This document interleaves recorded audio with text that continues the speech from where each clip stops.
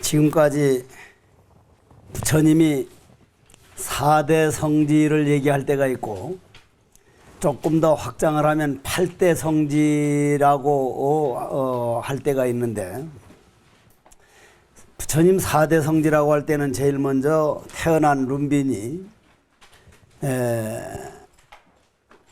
도를 깨달은 부다가야, 그 다음 법을 전한 녹야원, 요 세 군데가 나왔고, 오늘 네 번째 중림정사가 나오는데, 이 중림정사라고 하는 거는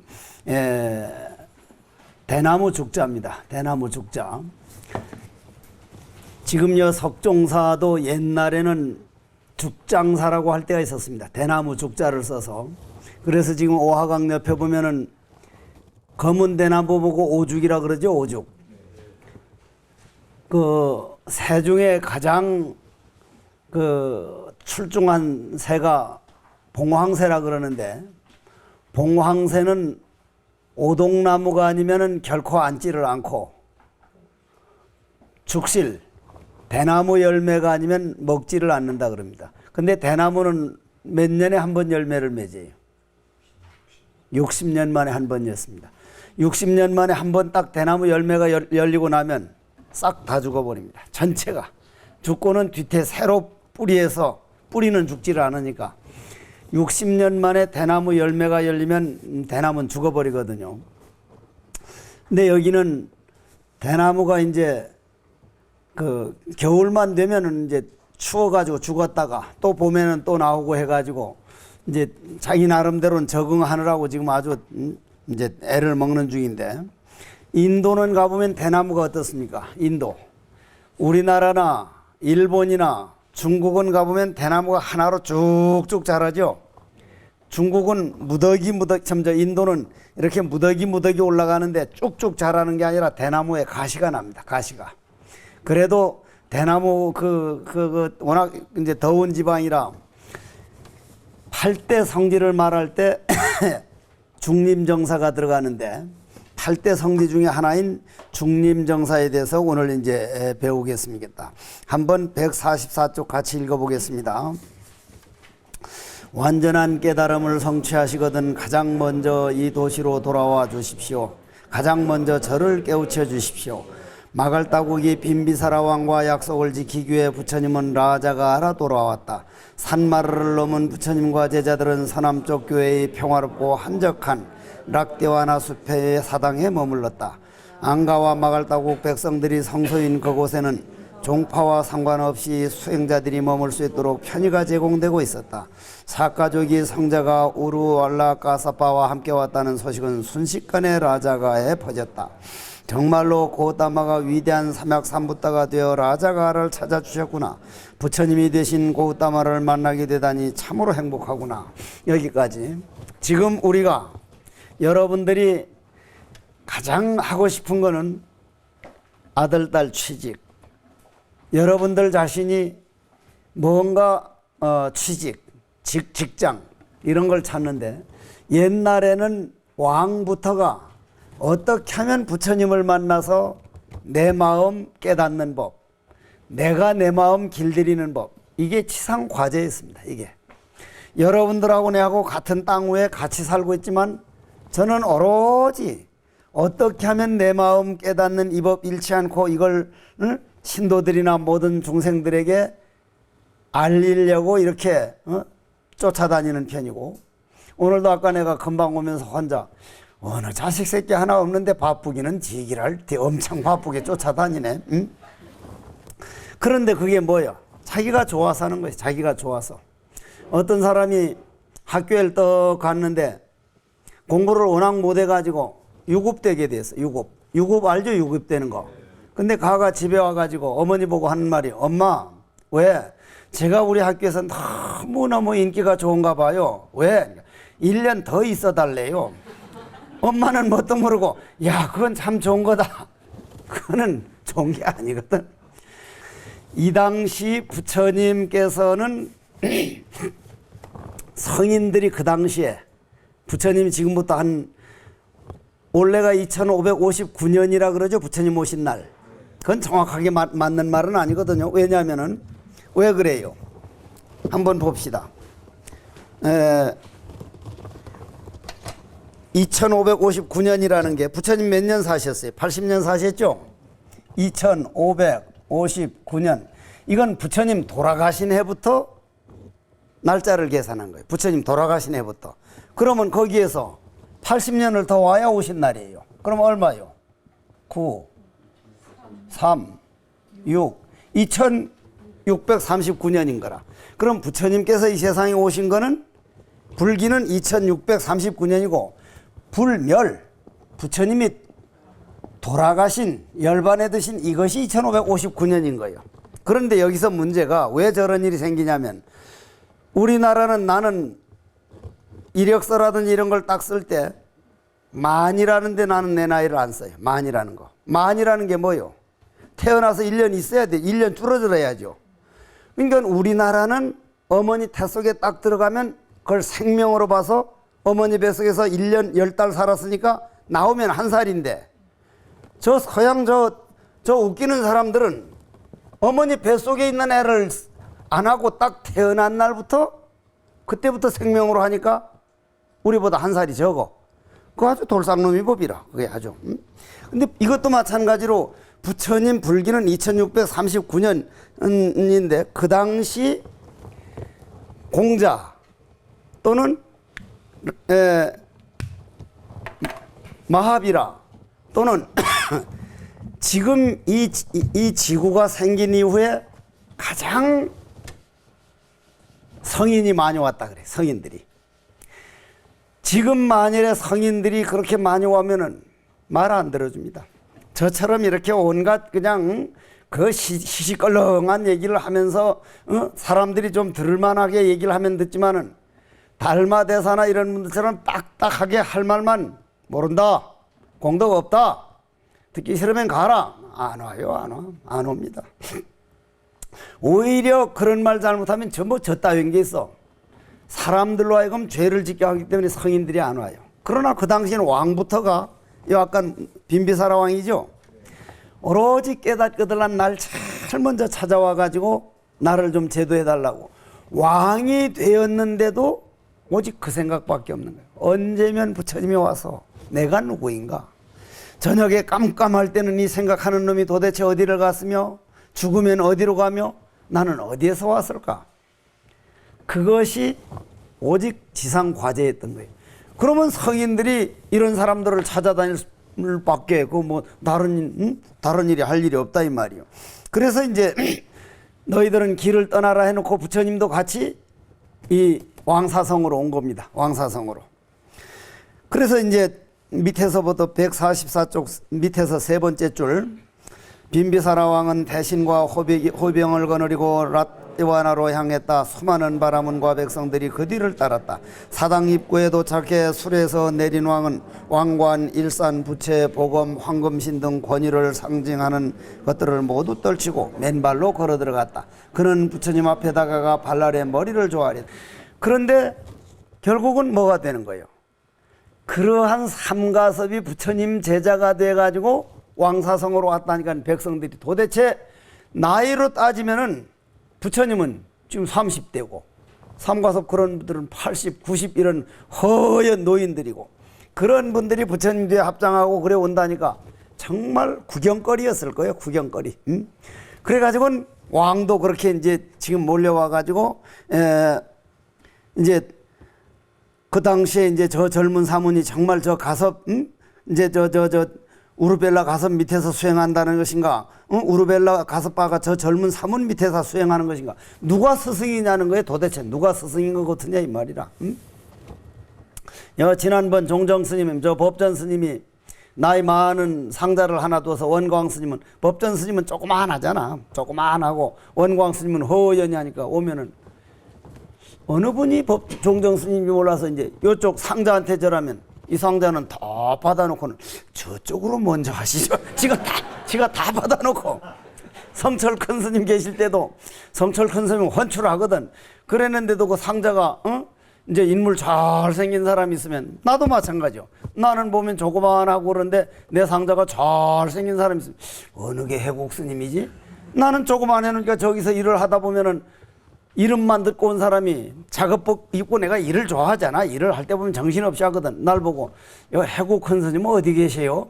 가까이 있을 거요. 지 앞에 있는 게 해국이니까. 마찬가지로 그 당시에 부처님은 30대 아니냐 이 말이야. 30대 한참 어린 애지. 근데 가서 보면 허하니까 진짜 부처님이 저 사람들 스승 맞나? 그래서 부처님이 직접 얘기를 하도록 합니다. 응? 가섭에게 말했다. 우르웰라 숲에 살던 사람이요, 그대는 불을 섬기고 불에 제사 지내던 사람입니다. 그대 가섭에게 묻겠습니다. 무슨 법을 보았기에 불을 이런 제사를 그만두고 부처님이 제자가 됐느냐? 그 당시에는, 지금도 인도는 예를 들어서 어디서 날 딱 찾아옵니다. 해국 스님, 당신이 말 나오는 자리를 봤다는데, 이 눈으로 보지 않고 마음으로 보는 걸 봤다는데 거기에 대해서 나오고 토론합시다. 좋다, 토론하자. 하루 종일 토론하던 3일이 되면 지면 뭐가 돼? 지면 제자가 돼야 돼. 제자가. 부처님이 한평생 가장, 그래서 만일 딱 왔는데 안 받아주면 그럼 제자가 될 각오를 해야 돼. 그 토론하는 걸 안 받아주면. 부처님이 제일 힘들었던 사람이 누구요? 눈먼 장님이었어요. 장님. 장님이 와서 뭐에 대해서 토론하냐면 이 세상에 낮에는 환하다는데 평생 깜깜한 것뿐인데 어디에 환한 게 있느냐, 광명이 있느냐. 광명이 없다는 데서 토론을 하자니까 부처님이 안 받아들여요. 안 받아들이면 어떻게 돼야 돼? 그 장님 제자가 돼야 돼. 그런데 부처님은 그 부득이 장님이 전생에 왜 눈이 멀었는가를 가만히 관찰해 보고는 눈 뜰 수 있는 약을 써요. 그 조건이 21일 동안 내한테 와서 일체 아무 말도 말고, 일체 어떤 말도 말고 내가 지금 무슨 생각을 하고 있는가, 그 업을 소멸하게 하고 21일 동안 아무 말도 안 하고 그냥 앉았는 건 그건 아무나 못 하거든. 그 사람은 그걸 지킨 거예요. 몰래 밥에다가 계속 약을 같이 국에다가 해가지고 21일 만에 눈 딱 떠보니까 낮에 광명이 있어 없어? 광명 천지거든. 그냥 도망가 버린 거예요. 그냥 도망가 버려. 그런데 부처님은 왜 안 받아들였냐면 그 사람은 광명을 안 봤으니까 자신 있게 깜깜한 것 뿐이라 그러고, 부처님은 깜깜한 거를 밤에는 깜깜한 걸 봤고 낮에는 환한 걸 봤으니 반은 인정해 줘야 할 거 아니에요. 거짓말을 하면 안 되니까. 그럼 그 사람이 이기는 거예요. 토론이라는 게 그게 진짜로 아주 그런 모순을 가지고 있다. 그래서 여기서 왜 그렇게 하느냐, 그것을 이제 직접 말을 하라 그랬다 이 말이에요. 146쪽 위에서 두 번째 줄 읽어보겠습니다. 보이는 것, 들리는 것, 맛있는 것, 향기로운 것을 찬탄하고 아름다운 여인을 칭송하는 것입니다. 많은 곡물과 정성을 바치며 신들을 찬탄하는 그 이유는 그 보답으로 그런 것들을 먹기 위해서였습니다. 그러나 저는 오욕이 즐거움이 몸에 묻은 때와 같다는 걸 알았습니다.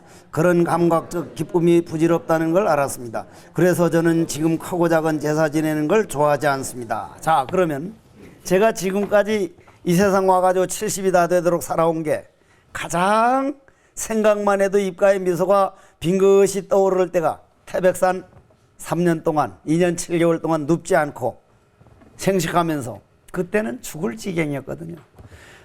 이놈이 도가 뭔진 모른다마는 내일 아침만 해만 뜨면 딱 산을 내려가 버릴까, 수십 번 방황을 하고 그렇게 울었지만 지금 생각해 보면 그 어려운 세월 22, 23, 24 한창 인간의 본능이 아주 본능대로 움직이고 싶고 그럴 때 그걸 딱 참고 살아오는 걸 지금 딱 돌아보면 참 어쩌다가 그 어려운 고비를 넘었지. 정말 행복하지만 만약에 나하고 같이 스님 된 분이 11분인데 지금 둘밖에 안 남았어. 둘밖에.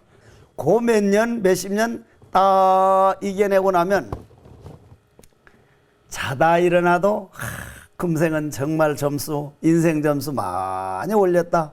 금생만큼만 산다면 원이 없다. 내일 죽더라도 아무 원이 없다. 행복해집니다. 그런데 가섭도 마찬가지로 제사 지내가지고 뭔가 더 아름다운 여인을 만난다든지 더 큰 행복을 찾는 게 아니라 내가 우주고 우주가 곧 내고 내 마음을 텅 비워버려 가지고 내가 없어져 버리고 나면 지옥을 가도 내가 가고 극락을 가도 내가 가는데 지옥도 나요 극락도 나요 내 한 생각 욱한 생각 나서 남을 원망하면 지옥이고 모든 게 즐겁고 고마우면 극락이니 내 안에 있는 건데 지옥을 싫어서 극락을 가는 사람은 언젠가는 거기에서도 싫은 일이 생기니까 양쪽 다 초월해 가지고 둘 다가 내가 돼버리면 좋은 것만 따라가는 게 아니라 나쁜 것도 그냥 받아들일 수 있을 때 여러분들이 좋은 것만 아들, 딸이든 뭐 부부간이든 뭐 친구간이든 좋은 것만 찾을 게 아니라 안 좋은 걸 저걸 인정을 하고 살아가는 게 이 세상 법이지 좋은 것만 있는 법은 세상에 없다. 절대로 없어. 100번 남편을 만나고 100번 부인을 만나도 그건 똑같은 거예요. 아들, 딸이든 부인이든 남편이든 그래. 단점을 인정을 하고 저거 자체를 사랑해보자. 단점을 자기가 농사짓기 시작하면 그건 단점이 아니에요. 자기가 해야 할 일이고 인생 살아가는 멋이 되고 아름다움이 되지.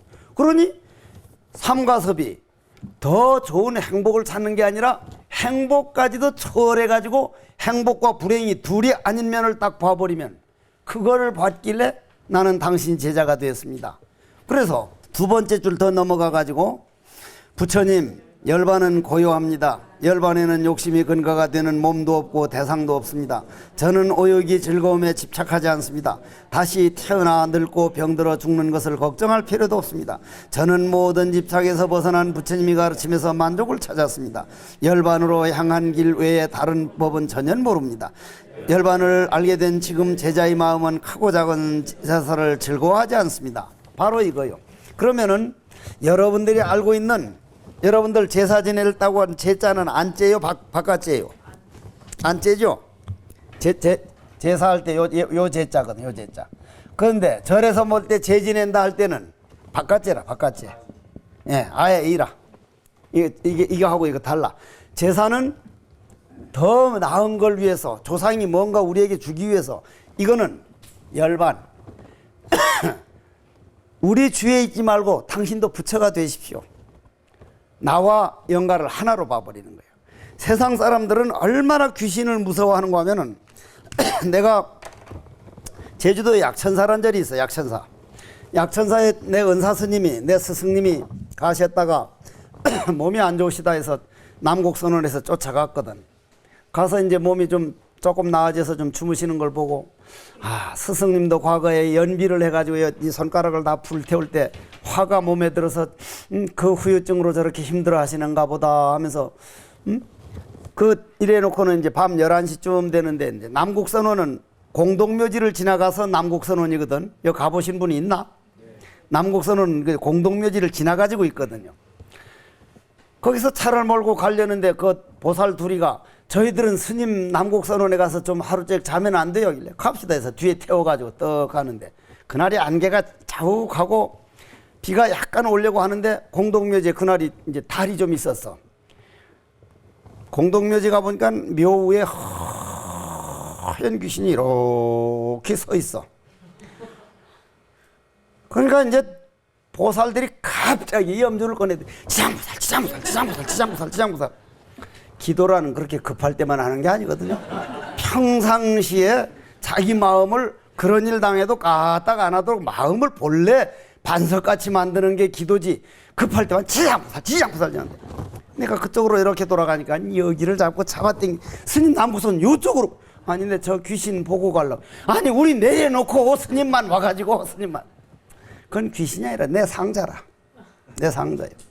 내 상자 이제 삼뚱이 있는데 큰 뚱, 작은 뚱, 왕뚱이 있는데 왕뚱이 이남 스님인데 그거는 귀신 얘기만 했다면 등치는 130kg 가다 지금은 90몇 킬로인데 그놈은 귀신 얘기만 했다면 지 혼자 방에 못 자요.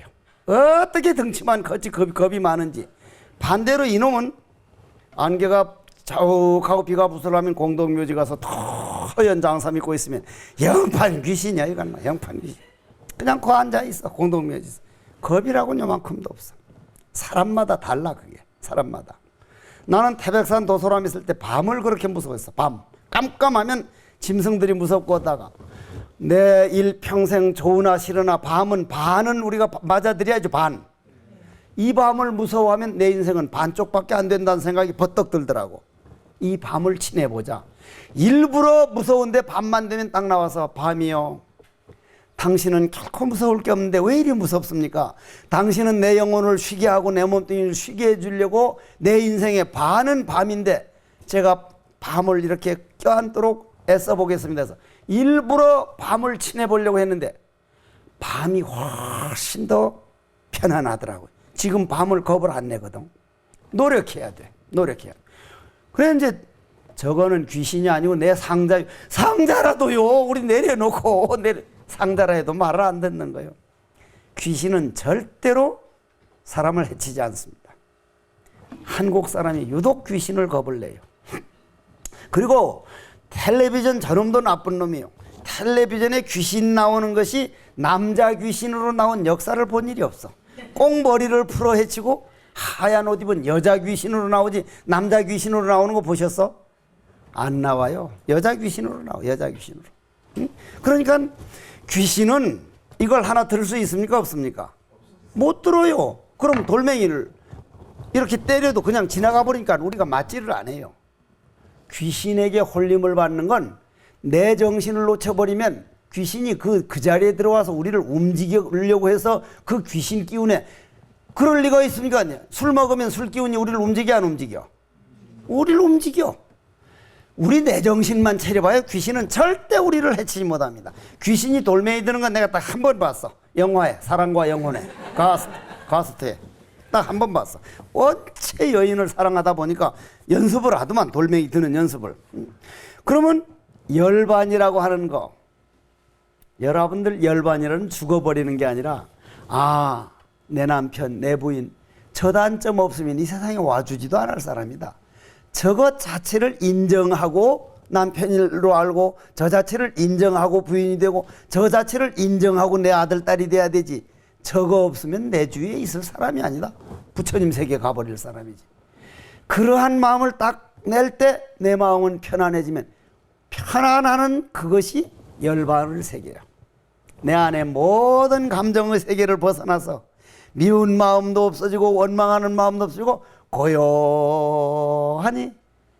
그렇기 때문에 열반의 세계는 죽어버린 세계가 아니라 마음이 이것도 좋고 저것도 좋고 그래봐야 당신들 감정에서 생긴 일이지 내 본질에는 그거 아무 관계없어. 그냥 자기 본질을 보고 나면 고요하고 완전한 평화. 그걸 열반의 세계라 그래. 열반의 세계. 그래 가섭은 이제 열반의 세계 가는 그 길을 배웠기 때문에 그런 소소한 제사 지내고 그런 거 하지 않습니다. 그러면 빈비서라 왕이 그 말을 자 그래서 그 다음 우르벨라 가사빠는 젊은 부처님 발 아래 예배하였다. 세조는 저희 스승이시고 저는 제자입니다. 흰머리가 뽀얗도록 신들을 섬기며 살아온 가사빠의 고백을 듣고 라자가 사람들은 충격에 휩싸였다. 찬물을 끼얹은 듯 고요한 대중에게 부처님께서 차례에 따라 보시에 관한 이야기, 계율에 관한 이야기, 천상에 태어나는 올바른 길에 대해 말씀하셨다. 그리고 법문을 듣는 사람이 마음이 편안하고 조용해졌을 때 네 가지 성스러운 진리를 말씀해 주. 네 가지 성스러운 진리가 뭐죠? 고, 집, 멸, 도. 이래가지고 빈비사라 왕이 완전히 그 이제 147쪽 위에서 하나, 둘, 셋, 넷, 다섯, 여섯, 일곱, 여덟 번째 한번 같이 읽어보겠습니다. 저는 태자 시절 5가지 소원이 있었습니다. 첫째는 제가 국왕이 되는 것, 둘째는 왕이 되었을 때 제가 다스리는 나라에 부처님께서 오시는 것, 셋째는 부처님을 섬기고 받들 기회를 제가 얻는 것, 넷째는 부처님께서 설하시는 법을 제가 듣는 것, 다섯째는 부처님께서 설하시는 법을 제가 이해하고 깨닫는 것입니다. 여러분들이 이러한 그 소원을 보고 나도 불교대학 들어서 세상에서 말하는 그런 투쟁하고 경쟁하는 게 아니라 다 받아들이는 법, 열반으로 가는 법, 이건 불교대학에서 아니면 듣지 못하는 거예요. 여러분들이 이러한 그 열반의 길로 가는 법을 들으면서 마음을 좀 싫은 사람도 뭐한 사람도 글로벌화가 돼서 전 세계 국경이 없어지는데 왜 남북 38선만 이렇게 엄청난 이렇게 경계선이 되는가? 우리 후손들에게 이걸 넘겨줘서는 안 된다. 이것도 열반으로 간 그런 길 중에 하나예요.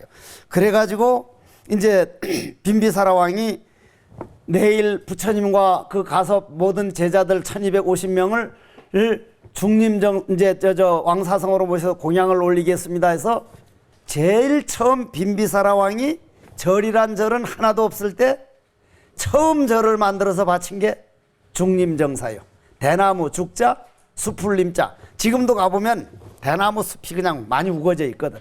그러면 그 옛날 절 지으려면 거기는 가장 중요한 게 물이었어요. 물. 그러면 물이 없으면 더운 나라에서 목욕을 못 해요. 물을 못 먹어요. 물이 있어야 돼. 물이. 지금도 중림정사에 가보면 이런 물이 있거든. 물과 대나무 숲이 있는데 그거를 빈비사라 왕이 바칩니다. 그럼 제일 부처님 우리 불교에서 제일 처음 절이 어느 절이라고요? 중림정사입니다. 중림정사.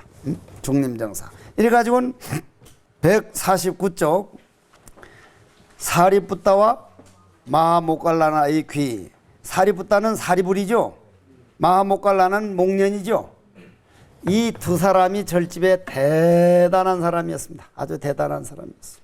부처님 제자 중에서 부처님이 가장 아꼈던 스님이 사리불 스님, 목련 스님이었습니다. 그런데 사리불 스님하고 목련 스님 두 분 다 부처님보다 먼저 돌아가셨어요. 먼저 돌아가셨어요. 부처님서도 사리불이 떡하고 나니까 야, 사리불이 없으니까 정말 빈집 같지? 늘 그런 얘기를 이제 참 많이 하셨다는데 이 사리불 스님과 목련 스님이 정말 대단했던 분인 것 같아요. 그런데 사리불 스님하고 목련 스님이 스승을 찾아가 가지고 물으면 탁출하게 머리 좋은 사람들이 있죠. 이 세상 살다 보면 사람은 요런 머리가 좀 좋으면 요런 면이 모자라고 약간 멍청하면 또 요런 면이 특출하고 사람마다 저울에 딱 재면 본질은 꼭 같습니다. 누구도 더 잘난 사람 없어요. 누구도 못난 사람이 없고 완전한 평등이에요.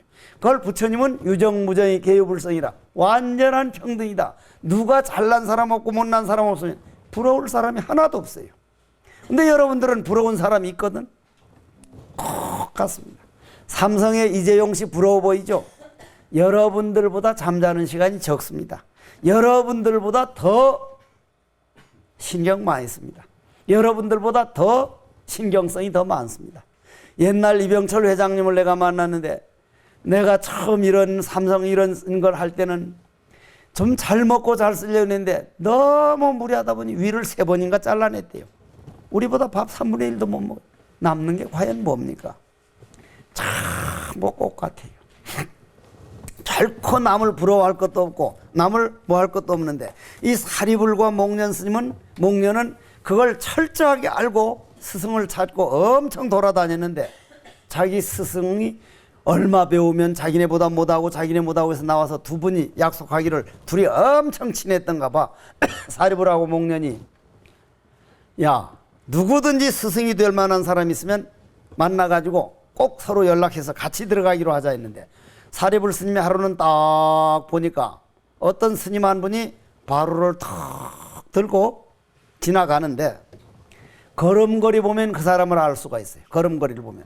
내가 옛날 내 사제 해목 스님이 병원에 입원해가지고 그때만 해도 신도 아는 사람이 아무도 없어서 남대문 시장에 낭푼을 하나 사서 탁 들고는 남대문 시장에 호련히 생각하니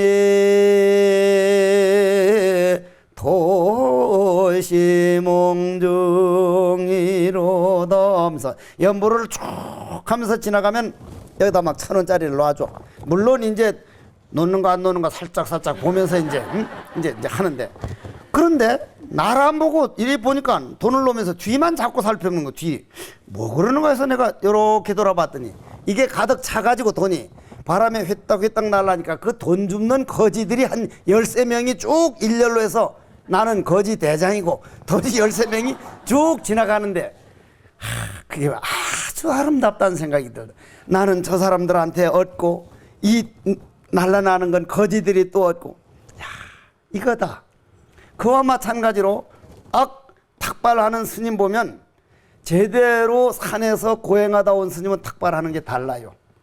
그렇게 당당하던 사람이 내가 태백산 도솔함에서 생식을 2년 7개월 하다 생식을 딱 끝내려고 하니까 해연 스님이, 주연 스님이 와가지고 이제 나가자고 해서 나가가지고 제일 먼저 영주 시장에 딱 오니까 와, 찐빵이 왜 그래 먹고 싶어, 찐빵이. 생식을 틀려고 했으니까. 근데 그 스님이 스님 찐빵 좀 사자시려니까 갑시다 해서 몇 개 먹은 줄 아시? 지금은 말도 안 해. 23개를 먹어, 23개. 이게 어떻게 맥혔는지를 모르겠어. 아이, 빌어먹을 놈의 자식이 지가 돈이 있어서 사주는 줄 알았더니 돈이 없어. 지는 8개 먹고 나는 23개를 먹었어. 하필이면 기독교 아주 골수분자네 집이라.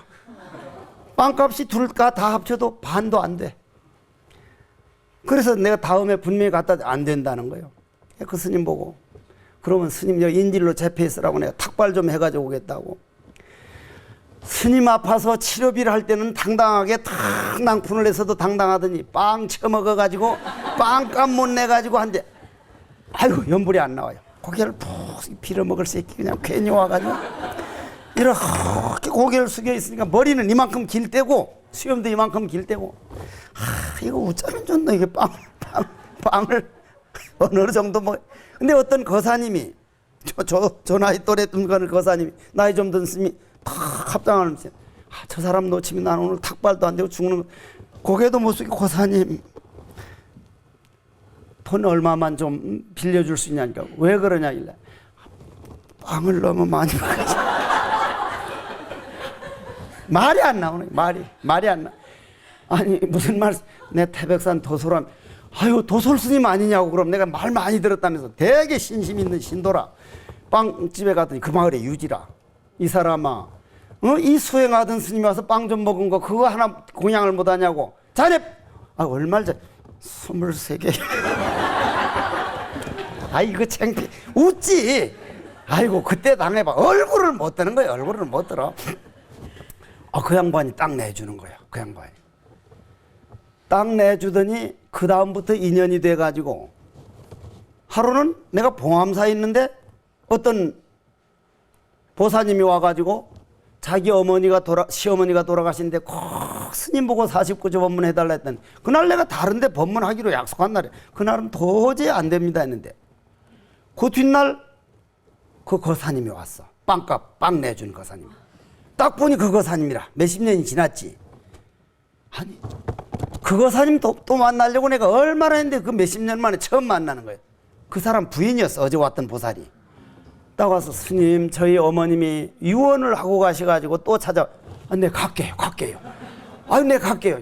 아니 스님 왜요? 이유는 내 다음에 얘기하고 내가 무조건 갈게. 그래서 내가 약속했던 법회를 다른 스님 해두고 가서 40분 보면 내가 빵값 갚으려고 오늘 왔어. 듣던 거사님이 무릎을 딱 몰랐다는 거야. 자기도 몰랐어. 워낙 여러 해 그땐 머리가 이랬었거든. 뭐 쇠미만 하고. 모든 것은 인연 한 번 잘 맺어놓으면 그 빵값 한 번 내놓고 완전히 49제 법문을 내가 당신 아들이 빵값 한 번 낸 값 갚으러 왔다니까 상주가 무릎을 탁 치는 거예요. 그냥. 여기도 마찬가지로 걸음걸이 하나만 봐도 알 수 있는데 오비구 중에 한 사람이 누구 있었어요? 아싸가 있었어. 아싸지가 있었죠. 아싸지. 오비구 중에 한 사람. 제일 처음 제도받은 오비구 중에 한 사람이 아싸지가 있었죠. 아싸지를 마명 스님이라 그래. 마성 스님이라. 마성 스님이 깨달아 가지고 탁불을 지나가는데 요즘 내 상자들 보고 한 번을 가니까 아가씨들 쭉쭉 빠진 다리를 힐끗 보길래 다리가 밥 먹여주냐 이 자식아? 그런 거 바보로 타지 못하니까 다 1m만 보는데 내가 야야 하니까 예 어쩌다 보면 그런 거 전혀 안 보려고 하는 게 아니라 똑같이 보이는 눈을 보면 아름다워요. 지나가는 사리불이 딱 보고는 저 스님이다. 당신 누구냐고. 누구를 스승으로 삼느냐고. 나에게 한마디만 해달라니까. 나는 해줄 말이 없다고. 당신 스승은 누군데요? 하니까 부처님이라고 지금 새로 나오죠. 그분은 뭘 가르치는데요? 하니까 인연법을 가르친다고. 인연법이 뭔데요? 하니까 이것이 있음으로써 저것이 있고 저것이 있음으로써 이것이 있다. 공기가 있음으로 해서 우리가 살아가고 물이 있음으로써 살아가고 있고 단 하나만 없어도 우리는 존재할 수 없다. 고로 우리는 전체가 하나다. 전부 다 소중한 생명이다. 나쁜 일 하는 사람도 악인도 도둑놈도 전부 다 한 생명이다. 이 말 딱 듣는 순간 이런 법은 이거는 정말 내가 배워봐야겠다 해서 목련 스님을 쫓아가요. 목련 못 갈 나라를. 나 일일이한 사람 만났다. 둘이 딱 갑니다. 단지 부처님께서 딱 오는 차례대로 앉거든요. 먼저 오면 나이가 60이라도 3살이라도 딱 위에 60이라도 뒤에 오면 뒤에 오는 순서대로 했는데 사리불 위에 앉혀라. 사리불 스님을 위에 앉힙니다. 목련 스님하고. 그래서 사리불이 모든 대중을 거느리기 시작하는데 부처님 법은 누가 받았습니까? 마가섭이 받았죠. 사리불이 먼저 돌아가셨기 때문에 목련도 먼저 부처님보다 먼저 돌아가셨기 때문에 이 사리불과 목련이 마하성 아싸지 깨닫고 걸어가는 그 모습에 부처님이 제자가 된 요까지 오늘 강의를 하겠습니다.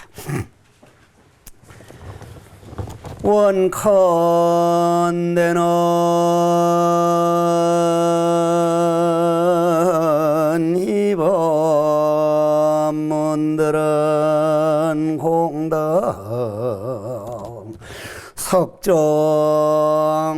석정사불교 대학에서 배운 열반으로 가는 길을 한 발짝 두 발짝 걸어가겠습니다. 한 발짝 두 발짝 열반으로 간다는 말은 내 마음의 모든 욕망과 미운 마음 원망하는 모든 마음을 하나하나 내려놓는 길 하나하나를 내려놓아 텅 빈 마음을 열반이라 하고 영원한 평화 마음 고향이니 부디 마음 고향에서 힘은등등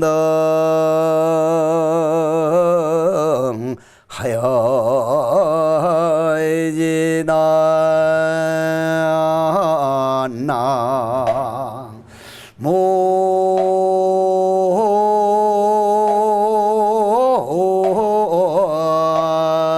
모임이 답을 고맙습니다.